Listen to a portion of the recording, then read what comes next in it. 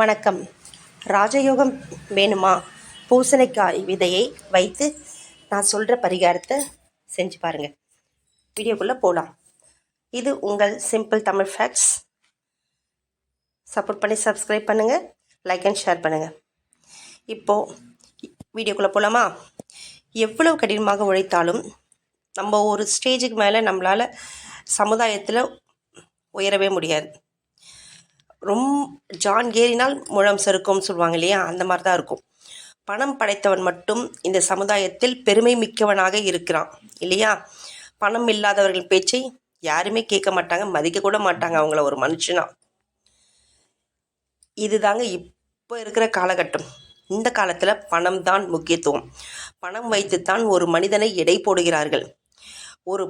அந்த பணம் இருந்தால் அவனுக்கு மதிப்பும் மரியாதையும் தானாக வருகிறது. 4 பேர் வீடேறி வருவாங்க. பணம் இல்லைன்னா அவனை யாருமே மதிக்க மாட்டாங்க. அவனை ஃபஸ்ட்டு சொந்தக்காரனாக மனுஷனாக கூட நினைக்க மாட்டாங்க. அவன் வீட்டுக்கு யாருமே வரமாட்டாங்க. என்ன பயம்? அவன் வீட்டுக்கு போனால் அவன் நம்மக்கிட்ட பணம் கேட்டுருவானோ, அவன் நம்மக்கிட்ட கடன் கேட்டுருவானோ அப்படின்ற ஒரு அவங்களாம் நினச்சிக்கிறது. அந்த மாதிரி அவன் கேட்பான் அப்படின்ற மாதிரி இந்த வரவங்க சொந்தக்காரங்க நினச்சிக்கிறது. அப்படியாப்பட்டவங்க எதிர்க்க நம்ம பணத்தோட ராஜயோகமாக வாழணும் அப்படின்னு தான் இந்த பதிவை நான் உங்களுக்கு கொடுக்குறேன்.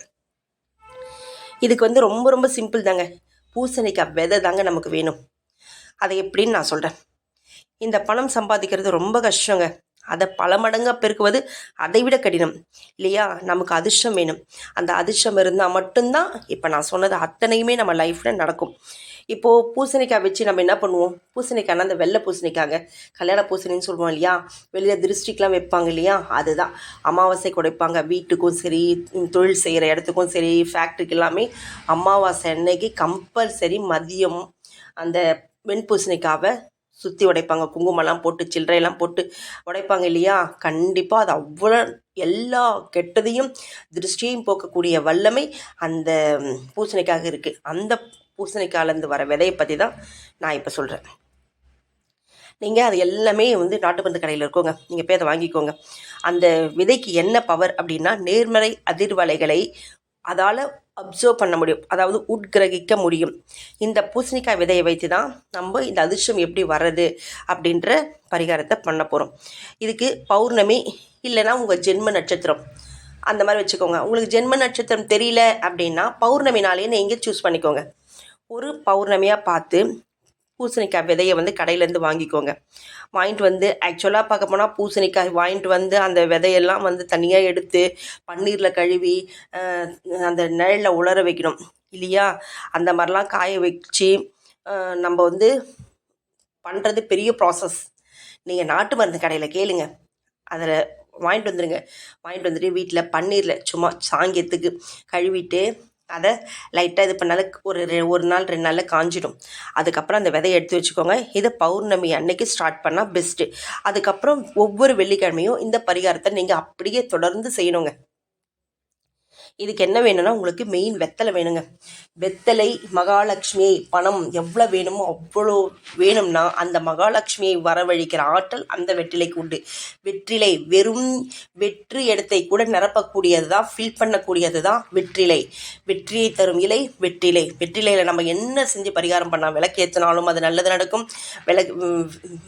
வெத்தலையில் என்ன எழுதி வச்சாலும், பூவரசன் பூவில் இலையில் என்ன எழுதி வச்சாலும் நல்லது நடக்குது இல்லையா. அதே மாதிரி தான் வெற்றிலையில் நீங்கள் என்ன எனக்கு இது வேணும் அது வேணும் நினச்சி மனசார வேண்டி நீங்கள் வெற்றிலையில் எழுதி வச்சாலும் அது டெஃபினட்டாக சொல்கிறேன் நடந்தே தீரும். அந்த மாதிரி வெற்றிலையை எதுக்குன்னா, இந்த பரிகாரத்தை நம்ம யூஸ் பண்ணுறோன்னா வெற்றியை தரணும், மகாலட்சுமியை தரும், நமக்கு ராஜயோகத்தை தரும். அதனால தான் இந்த வெற்றிலையை நான் யூஸ் பண்ண சொல்கிறேன். இதுக்கு கடையில் போய் 8 வெத்தலை வாங்கிக்கோங்க. 8 இது பூசணி விதை சொன்னேன் இல்லைங்களா, பூசணி விதை கையில் எடுத்துக்கோங்க. இப்போ நீங்கள் பூஜை ரூமில் போய் உட்காந்துக்கிட்டு கொஞ்சோண்டு வெல்லம் எடுத்துக்கோங்க. இப்போ ஃபஸ்ட்டு என்ன பண்ணுறீங்க, ஒரு வெத்தலை எடுத்துக்கோங்க. அது மேலே ஒரு பூசணி விதை வைத்துக்கோங்க. அதுக்கு மேலே ஒரு சிட்டிகை வெல்லம் வச்சுருங்க, தனியாக வச்சுருங்க. அதுக்கப்புறம் மறுபடியும் 2 வெத்தலை எடுங்க, 2 பூசணி விதை அது மேலே வைங்க, ஒரு சிட்டிகை வெல்லம் வைங்க. அதே மாதிரி 3வது 3 வெத்தலை பூசணி விதை, அது மேலே ஒரு சிட்டிகை. இப்போ பாருங்கள் 8 வெத்தலை இதே மாதிரி நீங்கள் அடிக்கடிக்கு வைக்கிறீங்க. வச்சுட்டு இப்போ கடைசியாக 8வது வெத்தலை இருக்கு இல்லைங்களா, அப்போது 8 வெத்தலையை மேலே மேலே அடிக்கிறீங்க. அதுக்கு மேலே 8 இந்த பூசணி விதையை அதில் வச்சிடுங்க. ஒரே ஒரு சிட்டிகை வெல்லம் தான் அந்த 8 ப்ராசஸ்க்கும் நீங்கள் பண்ணணும். புரியுதா? 8வது வெத்தலை வைக்கும் போது 8 வெத்தலை அடுக்கி வச்சுட்டீங்க. அது மேலே 8 பூசணி விதையை அடுக்கிட்டீங்க இல்லையா, அது மேலே ஒரே ஒரு சிட்டிகை வெல்லத்தை தான் நீங்கள் வைக்கணும். இந்த மாதிரி எல்லாத்தையுமே அடுக்கி வச்சுட்டிங்களா, அடுக்கி வச்சுட்டு அதை என்ன பண்ணுங்கள், ஒரு வாழை இலை இருந்தால் அதில் இந்த எல்லா வெத்தலையுமே அப்படியே அடுக்கடுக்கா அப்படி இப்படி வச்சுருங்க. வச்சுட்டு உங்கள் சாமி முன்னாடி நின்று உங்களுக்கு எந்த தெய்வம் பிடிக்குமோ, இஷ்ட தெய்வமோ குலதெய்வமோ மனசார வேண்டிக்கோங்க. வேண்டிட்டு என் வாழ்க்கையில் நான் முன்னேற வேண்டும், எனது தொழில் சிறப்பாக இருக்கணும், நிறைய லாபம் கிடைக்கணும், என்கிட்ட பணம் பல மடங்கு பெருகி வரணும், என்னுடைய அதாவது நீங்கள் நிறைய ஆசைப்பட்டிருப்பீங்களா, இந்த பொருள் வேணும் அந்த பொருள், அந்த மாதிரி என்னுடைய நான் என்னென்ன ஆசைப்பட்டனோ அதையெல்லாம் நிறைவேறணும் அப்படின்னு சொல்லிட்டு அந்த வாழை இலையில் நம்ம வச்சுருக்கோம் இல்லையா, அதை எல்லாத்தையும் அப்படியே மடிச்சுக்கோங்க. மடிச்சுட்டு எங்கேயாவது பசுமாடு இருக்கான்னு பாருங்கள், அந்த பசுமாடுக்கு நீங்கள் கொடுத்துருங்க.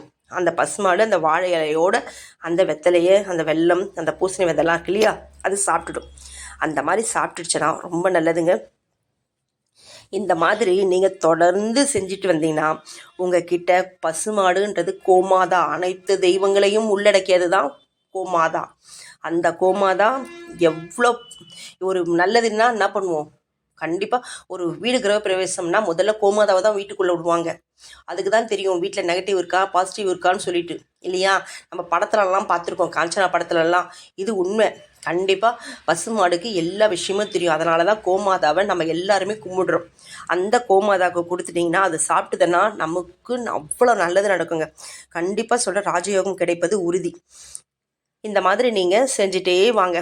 அதுக்கப்புறம் அமாவாசையில எல்லாம் உங்கள் வீட்டில் இந்த மாதிரி இந்த அது பூசணிக்காய் இருக்கு இல்லையா, பூசணிக்காய் ஒரு பூசணிக்காய் வாங்கிட்டு வந்து திருஷ்டி சுற்றி உடைங்க. நீங்கள் உடைக்கக்கூடாது, யாராவது ஆள் வச்சு உடைங்க. அந்த மாதிரி நீங்கள் திருஷ்டி கழிச்சிட்டு வந்தாலும் சரி, இந்த மாதிரி அந்த இப்போ நீங்கள் பண்ணீங்க இல்லையா வெத்தலை பரிகாரம், பூசணி விதை வைத்து இப்போ பண்ணோம் இல்லையா, அந்த பரிகாரத்தை அப்படியே கண்டினியூ பண்ணிட்டு வாங்க. கண்டிப்பாக உங்களுக்கு இருக்கிற ஒரு சைடு உன்னோட நெகட்டிவெல்லாம் வெளியில் போவோம் திருஷ்டி கழிக்கும் போது.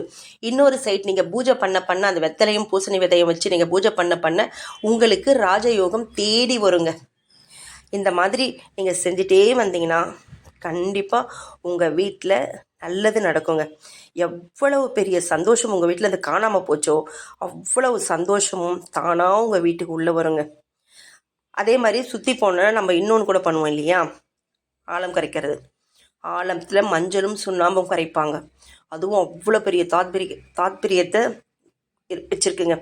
அந்த மஞ்சளுக்கும் சுண்ணாம்புக்கும் அந்த நெகட்டிவ் பவர் அப்சர்வ் பண்ணி வெளியில் தள்ளக்கூடிய ஆற்றல் அதுக்கு உண்டு. அதனால தான் கண்டிப்பாக ஆழம் ஏதாவது ஒரு நல்லது நடந்துச்சுன்னா பூசணிக்காய் சுற்றி போடுங்க, அப்புறம் கடைசியாக ஆழம் கலக்கி ஊற்றுங்கன்னு சொல்லுவாங்க இல்லையா. இதுதான் நம்முடைய முன்னோர்கள் நமக்கு சொன்னாங்கன்னா அதில் ஒரு விஷயம் இருக்குது. அது சயின்டிஃபிக்காகவும் கிருமி நாசினிங்க. அது ஆன்மீக ரீதியாகவும் நல்லது செய்யும், சயின்ஸ் சம்மந்தமாகவும் அது நமக்கு நல்லது தாங்க செய்யும். இந்த மாதிரி நமக்கு தெரிஞ்ச சின்ன சின்ன மெத்தடு இதெல்லாம் நம்ம மறந்துட்டோம். இதெல்லாம் நீங்கள் ரீவைண்ட் பண்ணி பாருங்கள். கண்டிப்பாக உங்களுக்கு லைஃப்பில் ஒரு பெரிய அச்சீவ்மெண்ட் கிடைக்குங்க. நீங்கள் என்ன நினச்சோமோ, நம்மளை மற்றவங்க மதிக்கிறாங்க இல்லை அதெல்லாம் வேணாங்க. இந்த சின்ன சின்ன பரிகாரம் நம்ம செய்யலாம் இல்லையா. நம்ம செஞ்சுட்டு பணம் நம்மக்கிட்ட வந்ததுன்னா 4 பேர் நம்மளை மதிப்பாங்க இல்லையா. யாருமே எங்களை மதிக்கலைன்னு நம்ம புலம்புறதை விட்டுட்டு இந்த மாதிரி சின்ன சின்ன பரிகாரம் செஞ்சு பாருங்களேன். வாழ்க்கையில் எந்த தடையும் எல்லாம் முன்னேற்றம் தான் கிடைக்கும். தேங்க்யூ.